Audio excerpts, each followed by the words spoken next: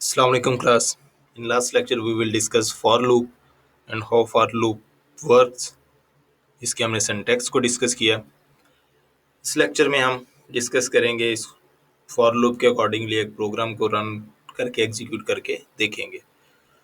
हम चलते हैं अपने डेव सी प्लस प्लस की तरफ। वहाँ पे हम एक न्यू फाइल लेते हैं और हम इसे अपने प्रोग्राम को एग्जीक्यूट करना स्टार्ट करते हैं। हैश इंक्लूड stdio.h प्रोग्राम हम बनाने जा रहे हैं जो हमने फॉर डू वाइल लूप और वाइल लूप में बनाया था कि 1 से लेके 10 तक काउंटिंग को डिस्प्ले करवाना है। वही प्रोग्राम हम फॉर लूप की मदद से भी करके देखते हैं। int main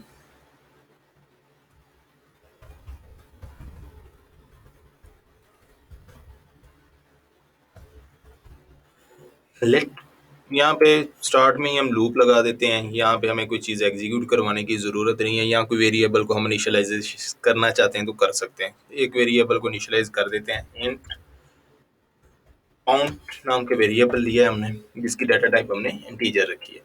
और यही जो काउंट का वेरिएबल है ये हमारे लूप को कंट्रोल करेगा। फॉर लूप, इसकी बॉडी आपने जो भी लिखना है इसे ब्रेसेस में लिखना है। फॉर की बॉडी के अंदर आप सबसे पहले लगाएंगे इनिशियलाइजेशन कंडीशन। इनिशियलाइजेशन कंडीशन हम किस पे ऊपर लगा रहे हैं? काउंट के ऊपर, जिस वेरिएबल को हमने डिक्लेयर किया। Count is equal to 1। Initialization condition खत्म होगी। इसके बाद इन टेस्ट कंडीशन हमने लगानी कि मतलब हम अपने लूप को कितनी बार चलाना चाह रहे हैं। इनिशियलाइजेशन कंडीशन में हमने लिख दिया 1 से स्टार्ट होगा। एंड कहाँ पे होना चाहिए? 10 पे।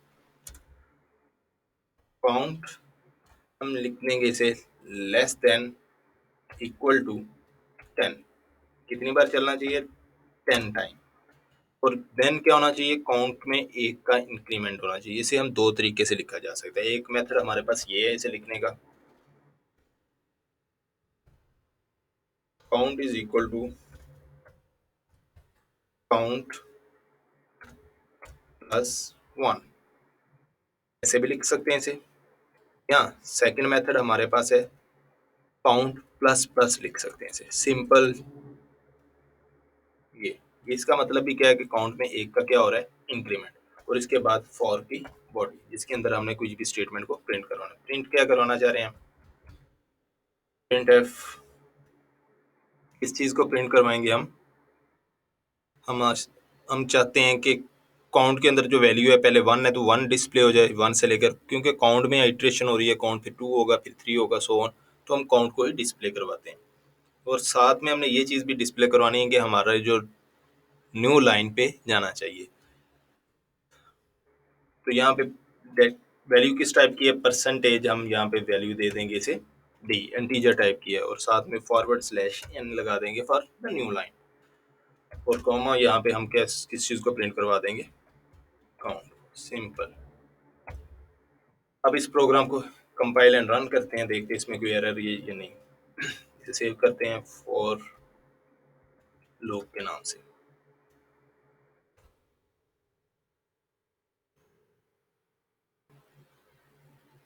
तो ये कंपाइल हो रहा है, 0 एरर एंड 0 वार्निंग। और उसने क्या करवा दिया? उसे 1 से लेकर 10 तक काउंटिंग को डिस्प्ले करवा दिया। क्लियर है? ये फॉर लूप। अब ये एक सिंपल प्रोग्राम था। यहाँ पे आपको तो लग रहा है कि ये काम हम वाइल लूप से भी ऐसे ही हो रहा था, उसमें कोई प्रॉब्लम नहीं। डू वाइल लूप से भी ऐसे ही हो रहा था, उसमें भी कोई प्रॉब्लम नहीं। लेकिन कुछ प्रोग्राम्स ऐसे होते हैं जिसमें ये ज़्यादा बेनिफिशियल होता है। जैसे जैसे आप मज़ीद प्रैक्टिस करते जाएंगे, आप मज़ीद प्रोग्राम्स को सॉल्व करेंगे लूप की मदद से, तब आपको आइडिया हो जाएगा। आप हमेशा प्रेफर ही करेंगे कि हम अपना काम किसकी मदद से करें? फॉर लूप की मदद से करें।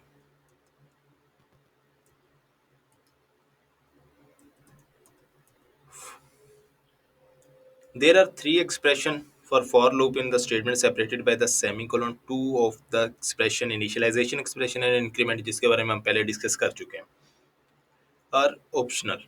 We may omit these expression in this case for the statement will be written as follows. हम इन दो कंडीशंस को, इनिशियलाइजेशन और इंक्रीमेंट डिक्रीमेंट की कंडीशन को ओमिट कर सकते हैं। अगर हम ओमिट करते हैं तो उसके लिए हमें इसे इस फॉर्म में लिखना पड़ेगा। पहले सेमीकोलन, देन टेस्ट कंडीशन और अगेन सेमीकोलन।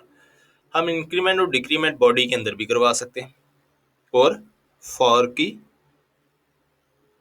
बॉडी के अंदर भी इसे हम करवा सकते हैं, जो फॉर की जहाँ पे हम कंडीशंस लिख रहे होते हैं। और जो हमारी इनिशियल कंडीशन है हम इसे डिक्लेयर करवा सकते हैं स्टार्ट में भी। खैर ज़्यादा अच्छी प्रैक्टिस यही है कि हम इस तीनों चीज़ों को इसके पैरेंथेसिस के अंदर ही लिखें। इनिशियलाइजेशन कंडीशन भी यहाँ लिखें, टेस्ट कंडीशन भी और इंक्रीमेंट भी इसी के अंदर ही लिखें। जिस नेस्टेड लूप जैसे हमने पढ़ा था इससे पहले नेस्टेड इफ, इसी तरह नेस्टेड लूप ही होता है। नेस्टेड इफ में हमने क्या पढ़ा था, if with in a if, मतलब इफ की स्टेटमेंट में हमने एक और इफ स्टेटमेंट को यूज कर देना या मल्टीपल इफ स्टेटमेंट को यूज करना, तो वो चीज हमारी कहलाती है नेस्टेड इफ स्टेटमेंट। इसी तरह लूप, नेस्टेड लूप के क्या होता है, एक लूप के अंदर हमने एक और लूप यूज करना या मल्टीपल लूप्स को यूज करना, तो इस चीज को हम कहते हैं nested loop. Nested loop means a loop inside the body of another loop. Nesting can be done up any level, but as the level of the nesting increase, the complexity of nested also increases. Nested loop को handle करना ज़रा difficult होता है क्योंकि इसका जो flow है उसे समझना, अंडरस्टैंड करना डिफिकल्ट होता है। इसके लिए बहुत ज़्यादा प्रैक्टिस की ज़रूरत होती है और हमें चेक करना पड़ता है। इससे पहले ड्राई रन करके भी देखना बहुत मुश्किल होता है। ड्राई रन का मतलब ये होता है कि हम पेपर के ऊपर अपने लूप के कंट्रोलर को चेक कर रहे हैं कि कंट्रोलर फर्स्ट किस स्टेटमेंट को एग्जीक्यूट कर रहा है, देन इसके अंदर कौन सी वैल्यू आ रही है और फिर किस वैल्यू को वो एग्जीक्यूट करवा रहा है।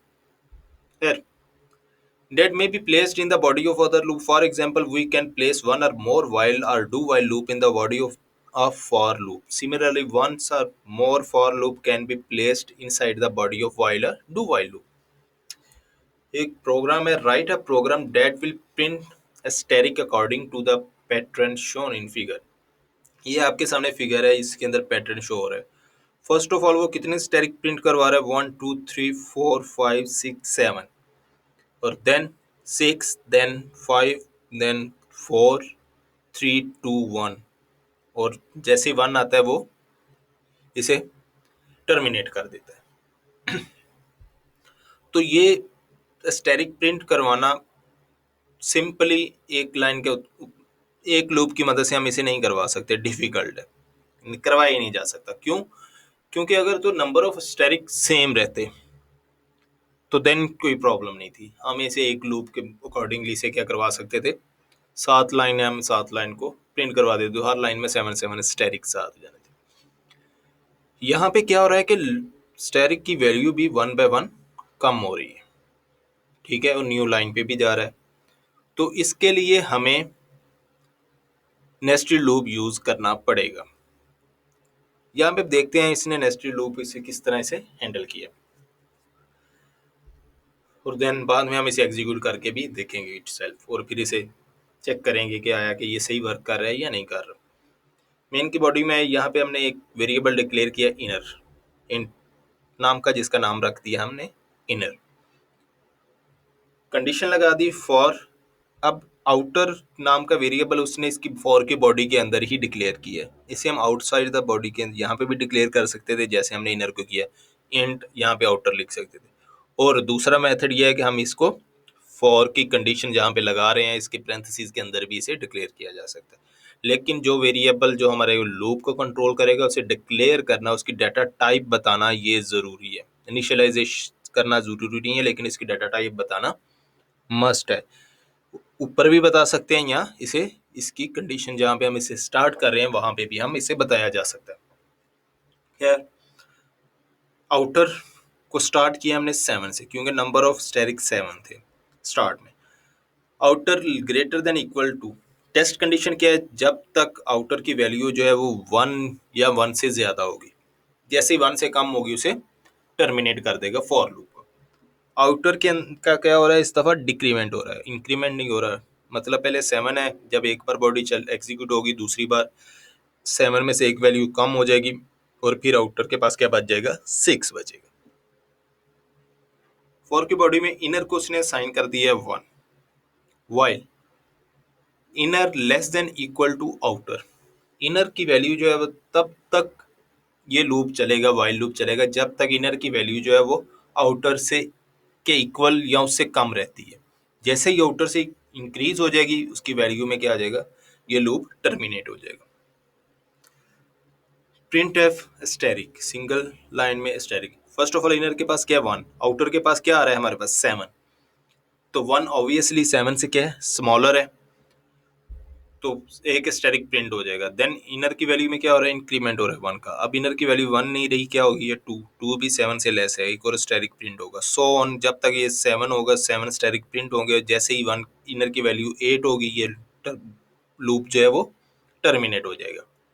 जैसे ये लूप टर्मिनेट होगा इसकी बॉडी के बाहर आएगा, प्रिंट एफ क्या हो रहा है, न्यू लाइन, 7 स्टैरिक प्रिंट हो गया, नई लाइन पे आ जाएगा। देन क्या हो रहा है, आउटर की वैल्यू में 1 का डिक्रीमेंट, आउटर पहले 7 था अब क्या हो गया 6, चेक करेगा 6 जो है वो अभी भी 1 से ग्रेटर है, इसकी बॉडी में आएगा, इनर को फिर वैल्यू दोबारा असाइन होगी 1, क्योंकि पहले तो इनर की वैल्यू 8 हो चुकी थी, लेकिन अब दोबारा फिर क्या होगी उसे 1 असाइन होगी। फिर 1 चेक करेगा लेस देन इक्वल टू 6 है, एक स्टैरिक, इस ये लूप 6 टाइम चलेगा और 6 स्टैरिक प्रिंट करवा देगा, और फिर इनर की वैल्यू 7 हो जाएगी, ये लूप की बॉडी से बाहर निकल आएगा और न्यू लाइन पे चला जाएगा। सो इसी तरह हमारे 7 लाइन्स प्रिंट होंगी और हर लाइन में एक स्टैरिक कम होता जाएगा। यही इस प्रोग्राम की एक्सप्लेनेशन है। In this program a while loop is used inside the body of for loop which shows a nested loop. इसी चीज को इसने एक्सप्लेन किया है। Next lecture we will discuss how this program actually work. We will write this program in dev C++ and try to execute it. All right, Allah Hafiz.